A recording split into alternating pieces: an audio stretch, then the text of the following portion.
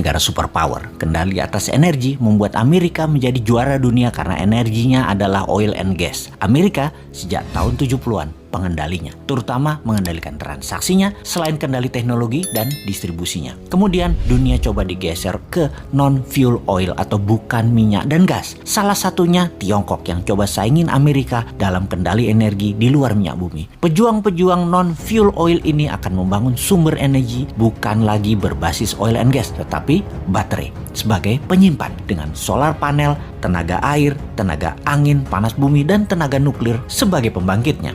Sekali lagi, kita ingatkan kalau Indonesia mau jadi negara superpower, Indonesia harus punya sesuatu yang didominasi sebagai alat tekan. Sungguh, menjadi negara superpower wajib ada yang didominasi terutama kekuatan militer dan punya banyak alat penekan. Amerika itu militernya terkuat di dunia sebagai alat tekan, punya teroris sebagai alat tekan, lalu punya dolar sebagai alat tekan juga, punya hutang sebagai alat tekan juga, punya multilateral organisasi seperti PBB, IMF, dan lain sebagainya sebagai alat tekan juga. Kemudian tujuan New Mind bernegara adalah ingin membuat Indonesia menjadi negara superpower. Tujuan Old Mind bernegara adalah mengelola anggaran dan rebutan anggaran. Mek ngono tok. Mentalnya yaitu cuman bisa rebutan anggaran, terus mau berkuasa lagi 2024 dan rakyatnya hebat lagi. Masih terpesona sama Old Mind. Kok iso yo? Sungguh Old Mind ya Old Mind. Bahkan kalau nanti oposisi yang menang tetap otaknya hanya membagi-bagi anggaran yang 1.700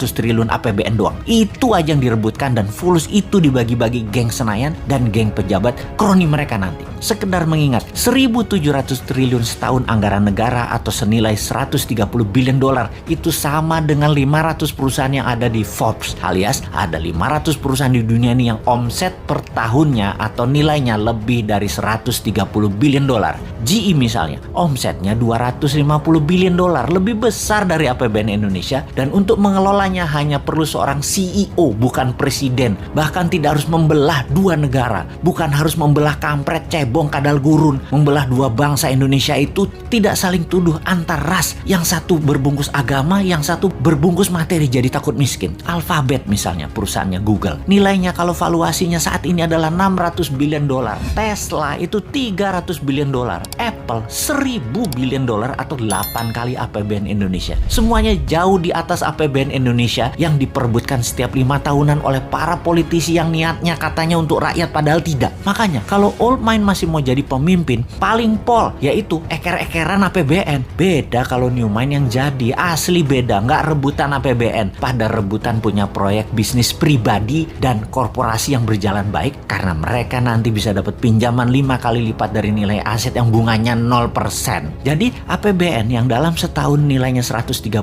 billion atau 1.700 triliun rupiah bisa naik ke 1.000 billion atau 15.000 triliun dengan gampang, tanpa injek kaki rakyat dengan pajak tinggi, tanpa utang IMF, tanpa jual nikel ke Tiongkok. Mengapa bisa? Karena kita tidak mengerjakan apa yang Old Mind lakukan, misalnya menjual nikel mentahan, tetapi nanti nikelnya jadi diolah baterai di Indonesia 100% terlebih dahulu. Finish produknya baterai, bukan nikel smelter. Indonesia jadi raja baterai beneran, bukan ingin jadi raja baterai. Bahkan mobil SMK nanti bertenaga baterai kalau mobil itu nanti muncul. Kalau sekarang kan masih dipingit, namanya juga Satrio Piningit. Karena mobil SMK itu sekali lagi, itu sesungguhnya Satrio Piningit itu aslinya yaitu. Tapi maaf nih ya, kita ada ketakutannya. Apa yang kita takutkan nih kaum New Mind? Yang New Mind takutkan dalam 3 tahun lagi cadangan nikelnya habis dihajar Tiongkok dan kita nggak ada sisa apa-apa. Jadi deh Tiongkok punya cadangan nikel processes untuk 20 tahun ke depan dan jadi raja baterai dunia.